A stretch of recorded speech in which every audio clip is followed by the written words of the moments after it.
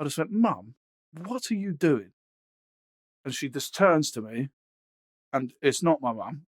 It's some really weird, old, creepy looking lady.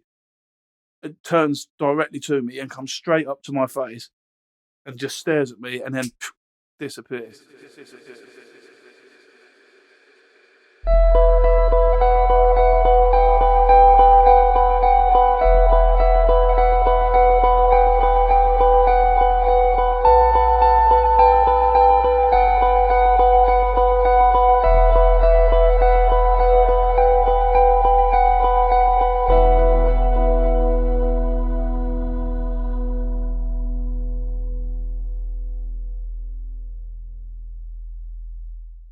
Hello and welcome to episode 40 of Your Ghost Stories. Today I have a local friend from Cambridge here to tell us some of his paranormal stories. So without further ado, I'd like to introduce Lewis the Gangster Rapper. That's my informal name. My formal name is just Gangster Rapper. So yeah. How are we doing, Jamie? You good? I'm good, thank you, man. I think you're the first person out of 40 episodes to ask me how I am. So, really? Yeah, it's very, very kind of you. No problem, mate. I'm just a lovely person.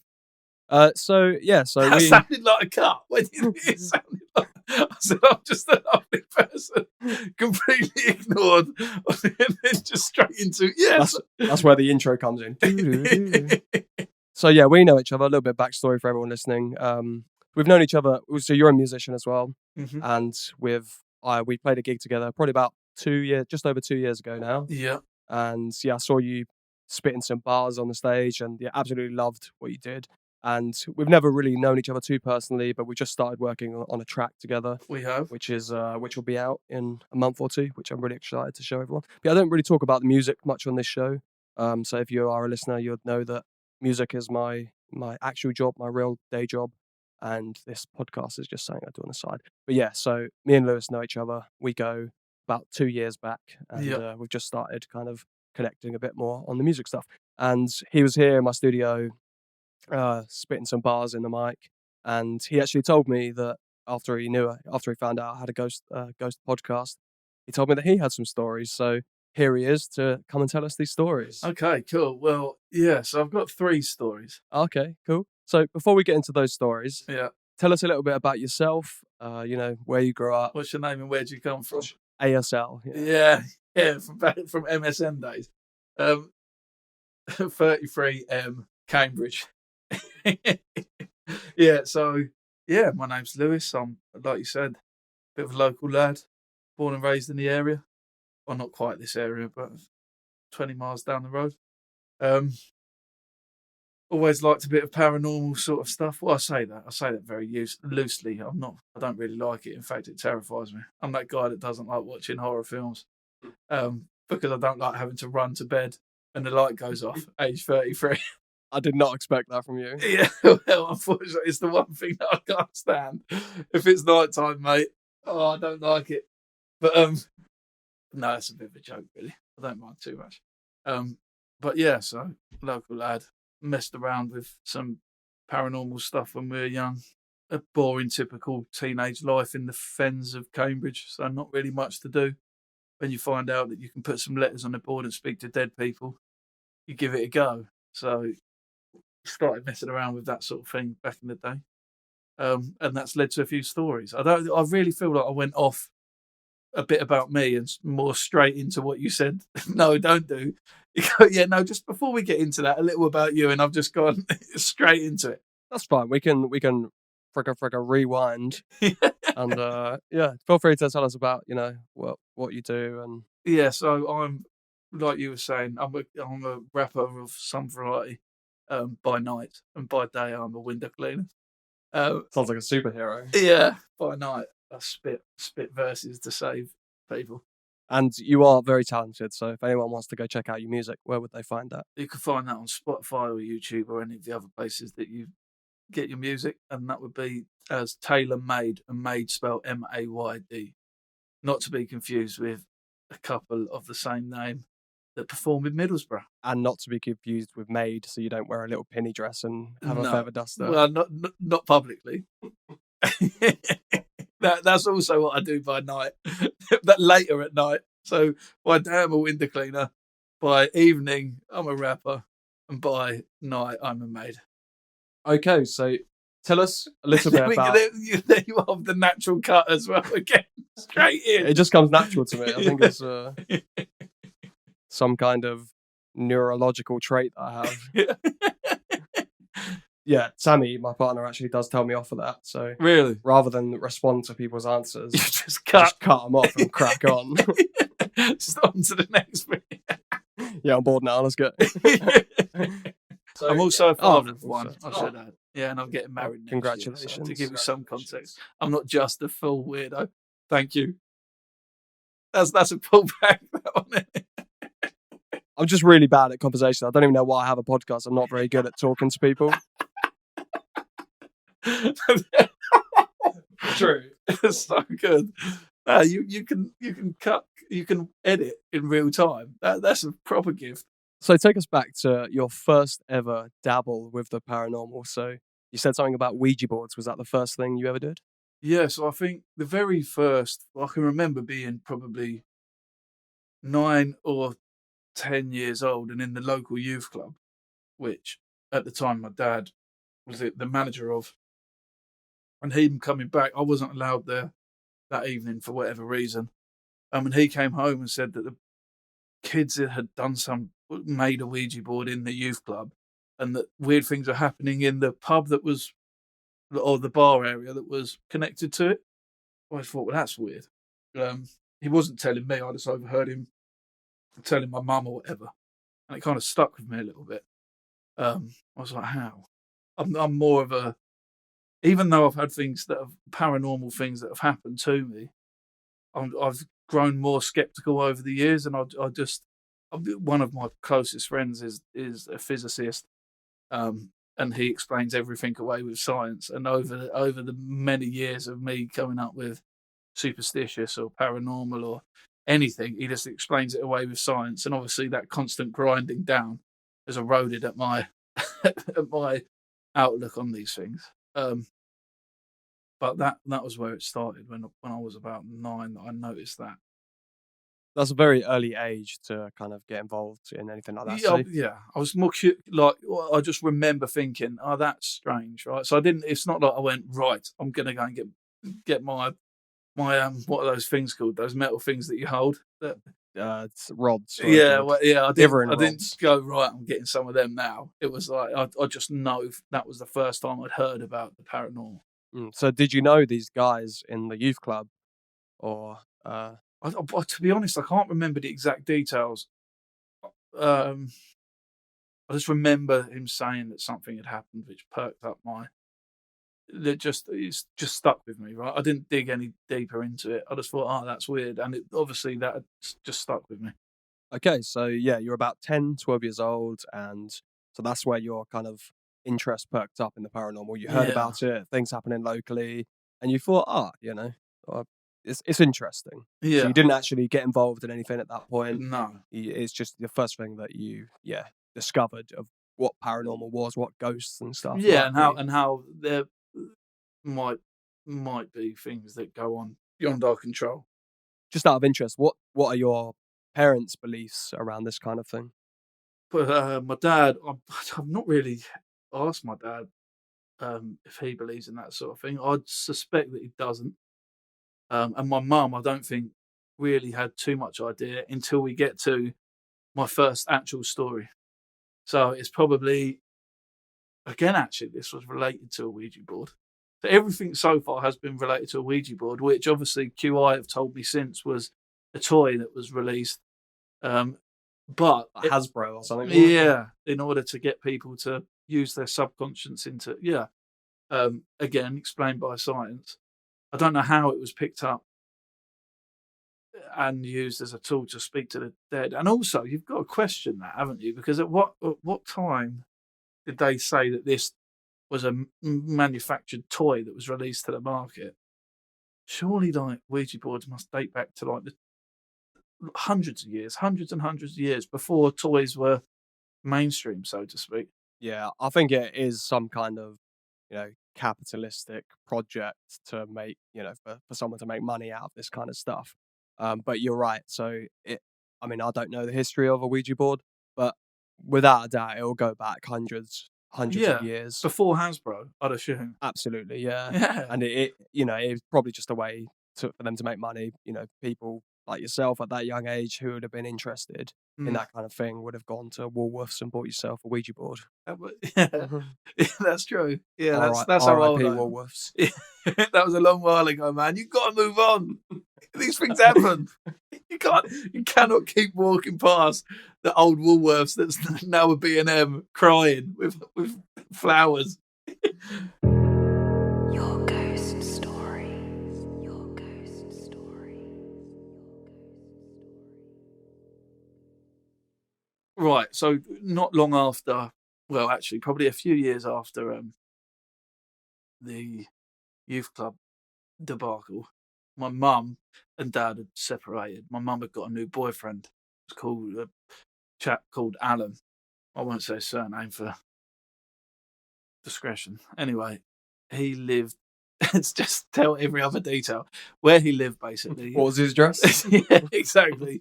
But it doesn't matter anymore, and you wouldn't be able to find him there anymore. And we'll go on to that because he's dead. No, he's not. Well, he might be. I don't know. He haunts you every day. Yeah.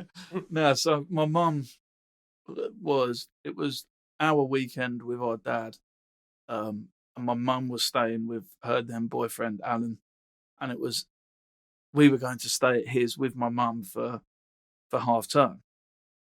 Now we'd just got a new cat. It was a kitten, a big kitten. It was a couple of months old when we got it, so it weren't like tiny. Anyway, when you're going away for a couple of weeks, if you're taking your cat with you, you make sure that cat doesn't get out. What are you laughing about? Why do you take? Who takes their cat on holiday? What you do? We'd just got him, right. So you need to keep a cat inside for like 2 weeks. Oh yeah, or you got to put butter on their feet or something. I've heard. What? Then it'll come home. If you put butter on its feet, I know they do that in China. I don't think. Oh yeah, I don't mean like that. No, yeah. Otherwise, it won't come home. Right? Okay, yeah, because it doesn't know the sense. So we're taking it to Alan. So we're like, right, make sure everywhere's completely shut. So Alan's looking after your pussy at this point. Yeah, and doing a good job. I like to call her my mum. But he's doing a fantastic job of looking after my mum and her pussy. And Alan's watching over your mum's pussy at this point. Yeah, we all are. Okay, we're all making sure that the pussy is safe. Okay. And it's not going anywhere. Anyway, so we've got everywhere locked up. How to get your ghost stories podcast cancelled 101. Yeah, so everywhere's shut, right? My mum has got us over there. The cat's there, fine, lovely. Wait, where did you go? To Alan's house. Oh, yeah. Where were you going? To Alan's house. Oh. So he lived however far away. I thought you were going on holiday. No, we were going around there for the half term. I see. But he lived quite far away. I see. So it was yeah. So we were just going there for the whole half term. Anyway, the night before we had arrived, James, who was his son, and my mum and Alan had done a Ouija board, right? And a little girl called Becca. They'd all done a Ouija board. Apparently she was in bed. Anyway, it had all gone a bit weird and like had written out, "I'll kill you" or something like that. James at the time was only 9 or 10, so it was ludicrous that they'd done one with him anyway. Obviously that terrified him. So they slammed this, they'd done it on the back of a chessboard, slammed it shut, put it in the cupboard, gone to bed, whatever. That morning, James had come and got the board, ran into the bedroom with it, and the back of it was covered in red paint. And he was like, "Oh, Dad, look, after what he was saying last night, look at it now, it's got all this paint on it, they're so scary, rah, rah, rah." So Alan said to him, like, "You stupid little twat, don't try and scare us." Slapped his ass. Like, this is going back where you were allowed to give your kids a slap on the ass. And then he's adamant. He's like, "Dad, I didn't do it. I just went to get the chessboard. Me and Becca were going to play chess, and this is rah, rah, rah." Anyway, so that had all happened in the morning. Then we are sat there in the evening, having all of that had happened the night before. It just got dark. We're watching just some random movie on the sofa, and I can see my cat's tail swinging underneath the curtain. Obviously, it wants to get out. It's a cat. put the window shut, everything's fine. All of a sudden, you just hear this massive bang. And everyone's like, what the fuck was that? We're all in the same room watching this movie. Everyone's looking around. No one can work out what it was. We're like, oh, it must have been something electrical. Who knows? All of a sudden, I'm like, Mum, where's the cat gone? It was called Smarty. He's dead now. R.I.P. He's a ghost somewhere. He's probably here. He's on my lap. Did he blow up? Spontaneously combust. It blown up everywhere, and there was just guts. It was actually mental how we didn't realise that the cat had blown up. That's where the red came from. No, so I was like, Mum, where's Smarty gone? She was like, oh, he was on the windowsill. So she's gone up to the windowsill, opened the curtains up, and the cat is on the other side of the window, staring up, looking at the window, and nothing had happened to the window at all. So the cat's outside. The cat had somehow gone through glass that didn't break and done a 180 and ended up just staring back up at the window. Like, it can't believe what's happened either. What the... Jesus Christ. Wow. Yeah. Mental. Which was, yeah, really crazy, right? We're like all really shocked at this point. My mum sent my little brother and sister to bed. The other little girl's gone to bed. Everyone's just a little bit freaked out. Anyway, sit down and just think, right, we're just going to ignore it. It was just unexplainable. He must have gone upstairs and jumped out of a window that was open upstairs and da-da-da-da. Even though all of that we could proof check didn't happen because everywhere was shut. Anyway, we sat there, and his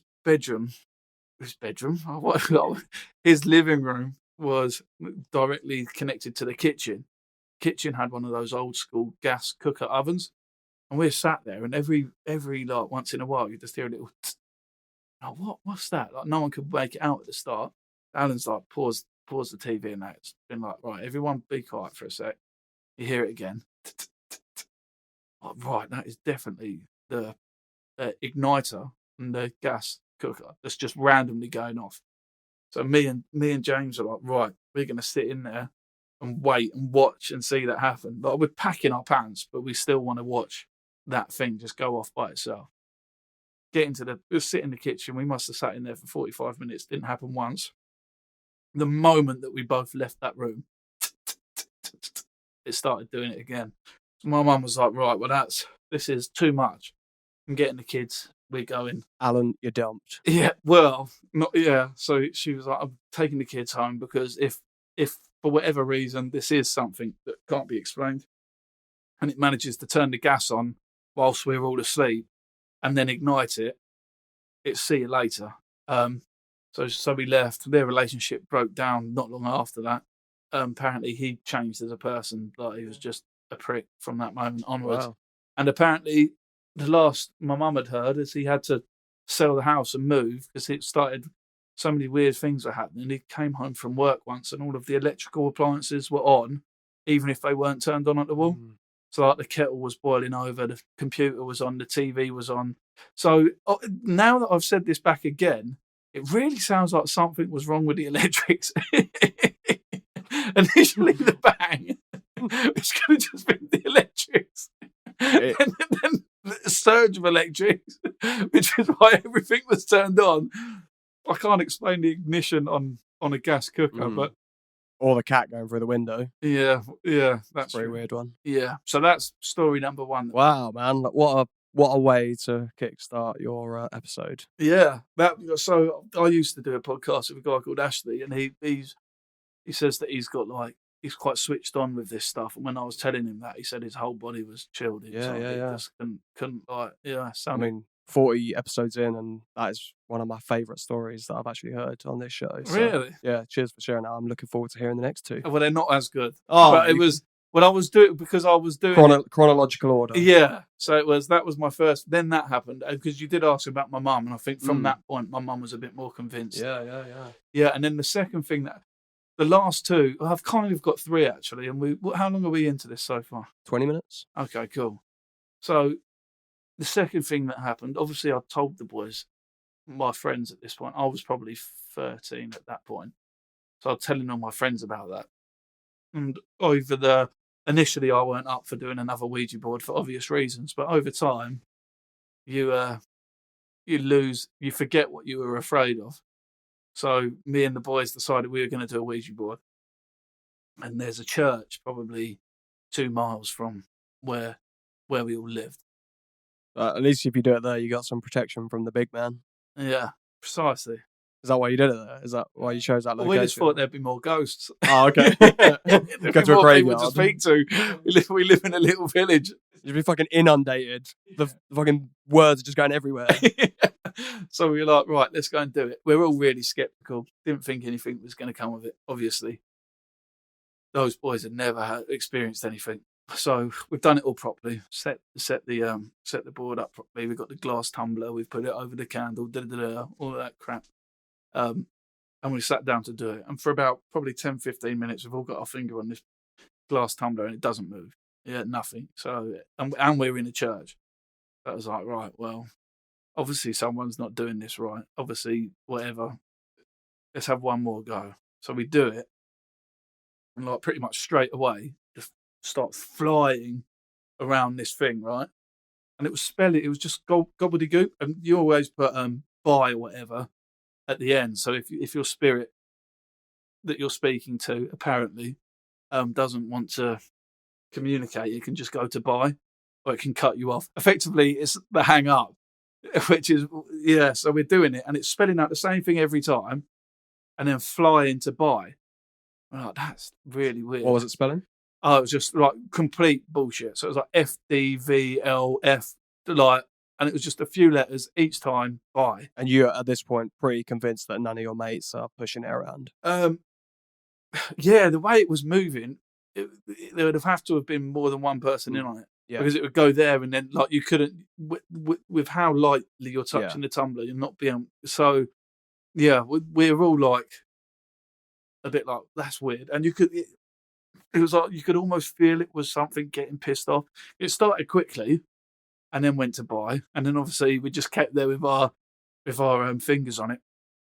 And then it was doing it more and more. And then by the end, it was like this thing was fucking flying across this board. And then to bye. Anyway, eventually that one didn't come back. So we were a bit like, oh, that was weird. Like, should we stop doing this now? So we stopped for about 10 minutes. One of our mates had to go. It was called Steve Hancock was his name, right? Shout out to Steve. Yeah, I've not seen him in years and years and years. Anyway, he'd left, and then we're like, right, we'll do it again. And then again, 10 minutes, nothing. And then something, and real slow, just went to SH, gone. We're like, what? That's a bit weird. Obviously, it could be more something that had been generated by us boys, but it was a bit weird. And then we were trying to ring him to make sure he was all right.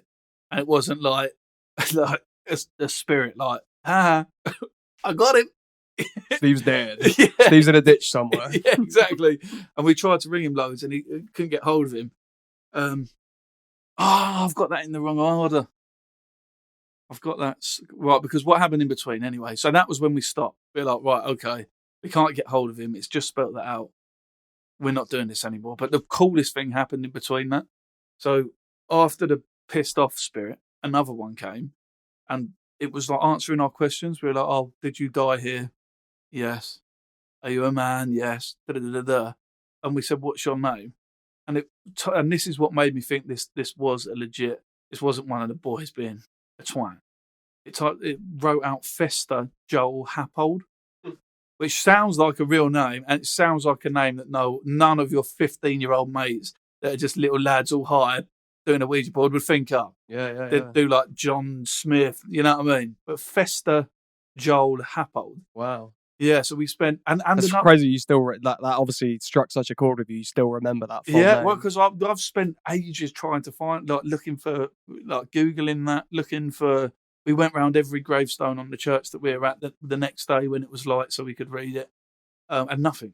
But that is, and we were like, "Can you confirm it's Fester Joel Happold?" Comes out, yes. So it's just really, really weird. Wow. Yeah, and it did also type out Heskey. Which is a bit strange, and this is probably when Heskey was still a top flight footballer. So I don't know how he snuck in there. But yeah, so those are the things that happened with that. Now, we got, when it said that SH gone, we were like, right, that's creepy. We all got a bit scared. all of a sudden you have a realization you can't get hold of your mate. You are in a churchyard, potentially speaking to dead people with a Ouija board. We need to go. You must have looked like a right bunch of goths. Dressed up as chavs. All right. Sitting in your Burberry caps. Yeah. Probably look like grave robbers more than anything else. Excuse me, lads, what are you up to? We're trying to speak to dead people. Just scaring them off, officer. So, yeah, so anyway, so we're like, right, we need to get rid of this Ouija board. So we smashed the tumbler or whatever. Can't remember what he said exactly you have to do. But we followed the rules and put the Ouija board in the recycling bin that's outside the churchyard. If anyone... That is what I've heard that. If you're finishing your Ouija board, you put it in the recycling bin and happy days. And then it comes back and haunts someone else. Yeah, that's what you're meant to do, right? Now, apparently the spirits stay in the tumbler anyway, so the board doesn't matter. But if you trap a poltergeist or something bad, apparently it's a lot to do with the tumbler, and that's when you have to go over the candle or some shit. Anyway, we've done our research. We ain't fucking about with dead people without knowing if they can fuck about with us. So we made sure that we'd done that. Anyway, so we put this board in the bin. And the next day, two of us that had done it, another guy called Stephen, me and Stephen were driving to work. We both worked at McDonald's at the time, which was in the same village, but miles and miles away. So we'd done it in this church, and the McDonald's was in a service station off the main road. Anyway, we pull up in the car park, and what's sticking out of the bin? Steve Hancock.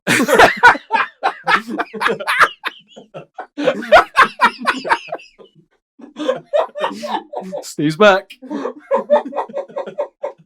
That's so good, man. That was so quick. That was so good. Oh, mate, brilliant. No, it was the Ouija board. The Ouija board was sticking out of the bin. Yeah, and in the car park at work. So we both look at each other like, what the? Because we put it in one of those big, like, Biffa recycling bins. It's just half sticking out of a normal sized bin that you'd find at a McDonald's. So we're like, what the fuck? That's terrifying. Like that. So we just left it anyway, carried on with our shift. And about 5 minutes before the end of our shift, Stephen comes out of the manager's office, because he was a manager, holding this Ouija board. He was like, bro, look what I've just found in the office. No way. We're like, what? It's like someone had taken it from the bin at the church, put it in the bin at the services, Macca's. and then someone had taken it from the bin at the services and put it in the office. Way, man. It was so weird. So we're like, right, smash that thing up. So we just absolutely got rid of it and put it in the chip fryer. Yeah, and served it up. Yeah. So yeah, that was story number 2. They're probably two of the more crazier things that I've ever. Yeah, crazy. Yeah. So like, yeah, and that since you were, burnt the fucking Ouija board or whatever, got rid of it, it's obviously never come back since. No. It's just for the rest of your life. Well, it's funny you should say that, Jamie. Today I've got you a special guest, Ouija board. It's Steve Hancock with the Ouija board. Can we just confirm that you did eventually get in touch with Steve Hancock? To be honest, I don't think I've spoke to him since. Well, so for all you know. Yeah, if there's Steve any H has detectives gone. listening to this, I might be case solved. Well, so if you are listening to this, Steve Hancock, please do get in touch. Just so let us know that you're not dead. Yeah, just we're concerned for your welfare. We're scared that you're gone. 20 years later. Yeah, look, 18 years ago that would have been, yeah. But yeah, so that was story number 2. That was pretty crazy. Your ghost stories. Your ghost stories. My third one, which was really similar to the intro that you showed me. Oh yeah, so just to clarify for everyone listening, so Lewis hadn't actually listened to this podcast before, so I just showed him one of the previous episodes, and I just randomly played, a clip from any of the 38 I could have played, and he was just like, dude, no way, like, that's literally like one of my stories I'm about to tell you. So yeah, here we go. Yeah, so it was the American girl that said that she saw someone at the end of her bed, but yeah, it was only a very brief clip, but that was the third thing that happened. Don't get me wrong, I've had loads of like questionable hotel stays where you feel like you're being watched and you can't get to sleep because you're just sure that there's someone there. Now, that's probably just some little twats put a pinhole security camera in there and is having a toss over you and your missus. But it could be spirits. But yeah, I was in bed once, just watching. I think I just turned off the TV, or the TV was still on. But I was getting to that point where I'm getting tired, right? And my mum comes into the room and I had next to my bed, I had like this bedside table and it had all my aftershaves on it. And my mum comes in, and she starts picking up these aftershaves. Well, aftershaves. Dupe. Yeah, would have been dupe. It would have been cool water. Would have been. That was probably it. I probably just went dupe and cool water. Davidoff. Nice. and You can't be a little chav without dupe. No, exactly. So anyway, so she's looking. Oh, and another one, Calvin Klein Obsession. That's what I smelled like. Classic. Yeah. Anyway, so my mum's. I might have to buy some of that actually. I might buy some of that when I get home because I live in an aftershave factory. Reminiscing. I live in the perfume shop. Yeah, no. So my mum's picking up my aftershaves, looking at the bottles, and I'll watch her for like 5 or 10 seconds, which doesn't sound like long, but if you just stop for one moment and look at something for 5 seconds, it's a long time. 5 or 10 seconds. I just went, Mum, what are you doing? And she just turns to me, and it's not my mum. It's some really weird, old, creepy looking lady. It turns directly to me and comes straight up to my face and just stares at me and then disappears. And mate, even talking about that I just now, got a shiver. yeah, it was so freaky, mate. I could literally draw you this person's face. It would be a bad drawing, as I'm shit at drawing. But if you could see, it would look like a stick man, and the stick man would be holding aftershave. You've heard of night terrors before, right? Do you think that could have been one? No, because I was completely conscious and awake when it happened. I was like, well, I woke my brother up. I shared a room with my brother at the time, and I was like, did you? In fact, I think he was still awake. I was like, did you? What the hell? And he was just like, what's wrong with you, you weirdo? I was just like, what? Did you go and check on your mum after that? Yeah, well, went, got up, made sure everything was all right. There wasn't any weird old ladies looking at her perfumes, and just went back to bed. Like, what the? I just assumed that it's maybe something to do with the lighting in the room, or I don't know. I don't really know what it could have been. I just thought, you don't think, if you think someone's walked into your room, especially someone that is meant to walk into your room, not your mum, you don't think anything of it. So I'm just doing what I'm doing. My mum's just walked in. So when she starts picking up the aftershaves, that I'm a bit like, what? So it was like, that's where the shock, I think, came from. Because I was like, to me, it was just my mum had come into my room and started picking up my aftershave. Creepy as fuck. Yeah, really strange. Maybe it was the ghost of Steve Hancock coming to re-haunt you. Yeah, but he would have aged badly if that was the case. Yeah. And grown some really Well, maybe teeth. he got dumped in some water, so his face got all disfigured. And yeah, but then he wouldn't have looked like this. What? Yeah, no, that's creepy though, man. I can. Yeah, how can you explain that? I know. So Yeah, weird. So weird. And then that is. Yeah, and then I guess other things that have happened that are paranormal. My little brother died. Obviously, the same little brother that was with me when that experience happened. He went on holiday and had an accident, fell off a push bike and passed away. But I shared a bedroom with him, so I was like, it was important to me that nothing in that room changed. It was probably very unhealthy and very toxic, but if so much as one of his games that he'd left there when he went on holiday was moved even by a millimetre, I'd be furious. So no one was really allowed in there other than me and my missus. And then one day, obviously, he had a football calendar, and the calendar was on the month that he went. So it was always on August of 2012, this calendar. It'd been like that. It was probably a couple of years, right? Nothing in there had changed, only what I'd done. And one morning, I'd had some family over. None of them had stayed in that room, I don't think. Can't really remember, but when I woke up, that calendar had moved by 1 month which was weird anyway. But it only moved by 1 month to the September, and I was like, "What the fuck?" I went absolutely mental. But who the fuck has been in here pissed around with Jake's stuff. Everyone was absolutely adamant that they hadn't changed it. So that was a bit strange. And then almost like probably a couple of weeks after we died, for my mum, we had to, for the TV remote, we had to colour in like a button for her so she could put it on AV so she could get to Freeview, because that's what my mum's like. You can't just say, Mum, it's that button with the little square. We had to put nail varnish on it, right? And it had been like that for 5 or 6 years, right? This nail varnish had been on there. It was now the button that she had to press. It was the only one that was that colour. About 2 weeks after he'd died, the nail varnish came off, like it had been scraped off or something. So we thought maybe that's him having a joke around with my mum, because he was the one that had painted it, you know? Oh man, well, I'm very sorry to hear about your brother. Do you feel like you get maybe a bit of comfort knowing he might still be around?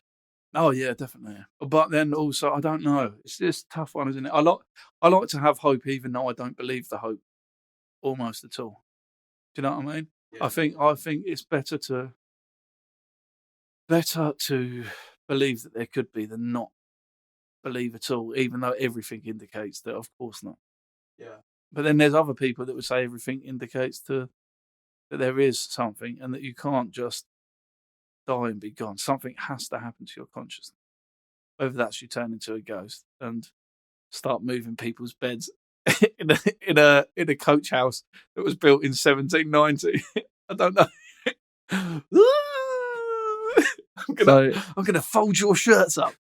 That was scary. I'm gonna change your calendar. Yeah, exactly. But if that was my brother having a joke. Yeah, just trying to wind you up. Yeah. So to wrap up, man, you've been like such a good guest, and I've really Thank enjoyed you. this episode, and I'm sure people listening are gonna love this. But just to wrap it up, if you were a ghost, yeah, what would be the first thing you did? Legal or illegal? Whatever you want. Illegal. Make it illegal. Okay. Do whatever you want. Mate, I'm being a pervert. If I'm a ghost, I'm pervin, my boy. You know I'm pervin. Who are you gonna go see first? Oh, I don't know. You gotta figure that shit out, ain't you? I don't know. The list is too long. So you're going to be like those filthy men with the pinhole, but you're just going to be sitting there floating in the corner of the world. I think when you're a ghost, it don't matter as much, does it? Yeah, I ain't going to know. No, exactly. Yeah. Then again, you do get those ghosts that fuck people. Yeah. Oh yeah, I've seen on some of them on like GMTV or whatever. Good morning television. Yeah. Some woman. Have you not seen it? Like it was quite a recent one actually. Some woman came out and said that she's getting married to this poltergeist or whatever, and he basically gets jiggy with her and Rogers her. Yeah, see, I wouldn't go that far. Would I do that? I think if I was, you know what? I think I would just go to the best hospitality events without a ticket. Yeah. You could go fucking on the stage and just fucking have it. Yeah, but I still want to act like a spectator. Right? Yeah, I've not earned my way to that stage. Yeah. Right. No, if I became a ghost tomorrow, I'd be the first ghost that proved that ghosts exist. Yeah. I don't know how I'd do it yet, but that would be my entire mission. All right, well, we should set a pact. I'm going to move calendars in every.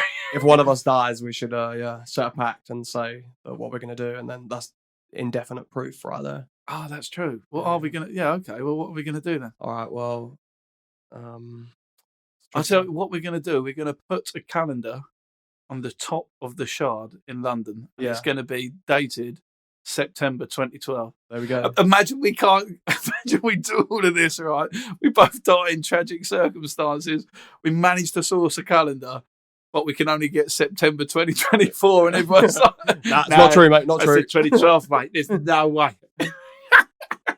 All right. Well, thank you so much for your time, man. No problem at all. Thank you for having me on, buddy. All right. We'll see you soon. See you soon.